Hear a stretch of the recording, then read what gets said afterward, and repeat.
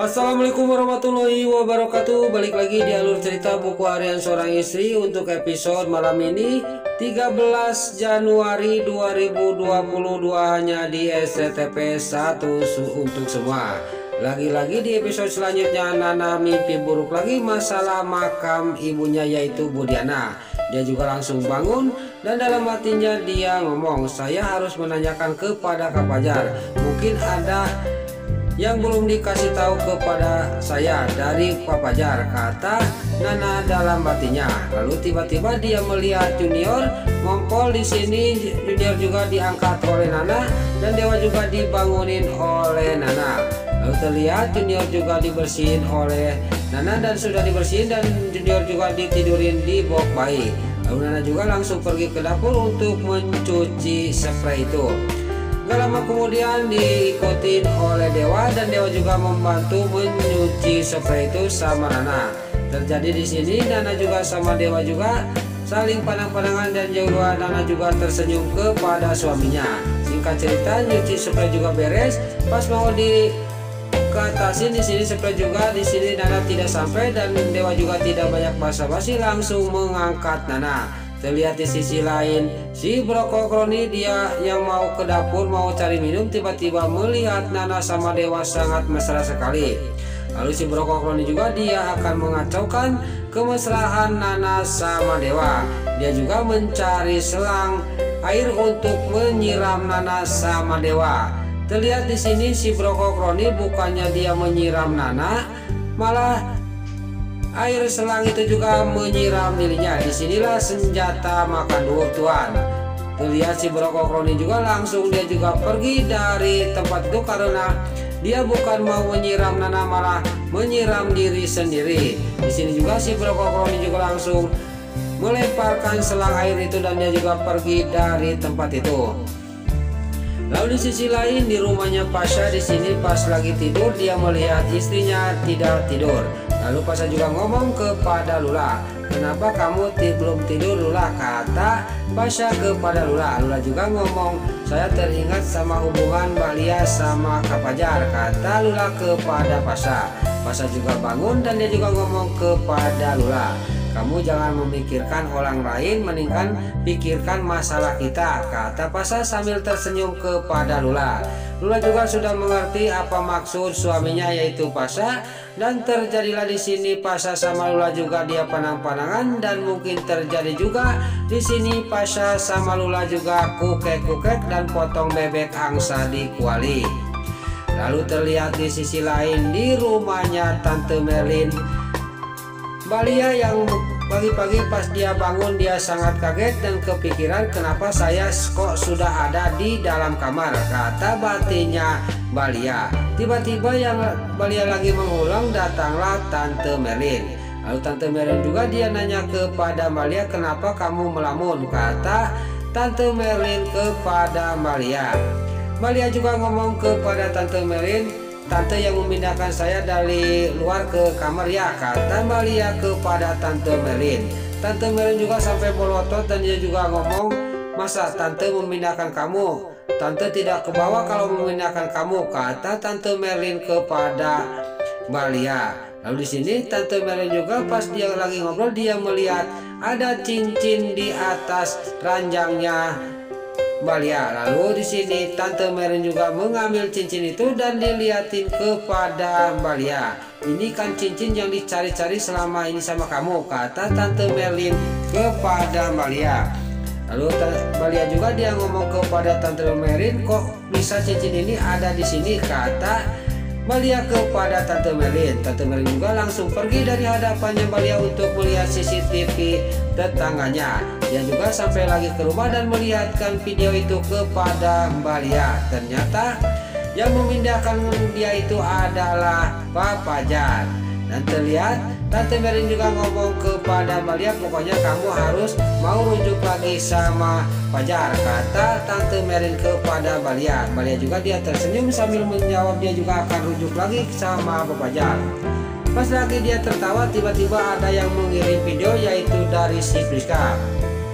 Lalu Tante Merlin juga melihat kepada Balia, kenapa lagi kamu? Siapa yang mengirim video itu? Kata Tante Merlin sambil dia melihat. Ini dari si Priska, kata Balia kepada Tante Merlin.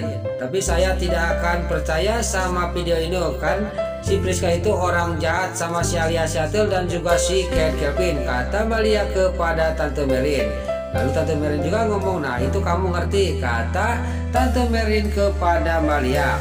Lalu di sisi lain terlihat di rumahnya si Cat Kevin, dia yang lagi senang, dia juga yang sangat yakin bahwa Dewa sama Nana akan cerai dan hubungan Lia sama Fajar juga akan berantakan. Lalu si Cat Kevin juga di sini ngomong kepada si Alia Seattle sama si Nurus Tunjung si Priska, kamu memantau masalah hubungannya Lia sama Pak Fajar. Lalu saya akan memantau hubungan Nana sama Dewa. Saya akan pergi ke rumah Dewa sekarang juga, kata si Cat Kevin. Singkat cerita, si Cat Kevin juga sampailah ke depan rumah Dewa Buana. Dia juga melihatin Dewa dan dia juga sangat terkejut karena melihat Dewa sama Nana, bukannya dia bertengkar, malah dia tambah mesra. Lalu terlihat si Cat Kevin juga, dia ngomong sendiri, kenapa kok ini jadi kayak gini, kata si Cat Kevin. Kenapa Nana kok tambah mesra sama Dewa? Lalu si Cat Kevin juga dia ngumpet di belakang rumpunan dan Nana juga dia sama Dewa akan pergi ke kantor. Lalu di sini Nana juga langsung naik ke mobil dan Dewa juga berangkat dari rumahnya untuk menuju ke kantornya. Lalu si Cat Kevin juga di sini keluar dari tempat persembunyiannya dan sambil pukul lutut, kenapa ini jadi kayak gini, kata si Cat Kevin. Lalu di sisi lain si Brokoli dia keluar, dia juga akan mencari makanan dan dia juga langsung masuk ke mobil. Dia tidak sadar bahwa di depan itu yang berjalan itu adalah si Cat Kevin. Tiba-tiba di sini mobil si Cat Roni juga dia menginjak genangan air yang ada di pinggir jalan dan menyiram kena badannya si Cat Kevin. Sontak si Cat Kevin juga di sini kaget sambil dia marah-marah sendiri, kenapa kok saya yang kena ini, kata si Cat Kevin sambil cepat-cepat dia pergi dari depan rumahnya Dewa Buana. Lalu di sisi lain terlihat di rumahnya Tante Merlin, Balia juga akan pergi ke kantor Cahaya Nana dan dia juga pamitan kepada Tante Merlin. Dia juga pergi langsung dan Tante Merlin juga akan mengikuti Balia. Singkat cerita di sini Balia juga sampailah ke kantor Cahaya Nana.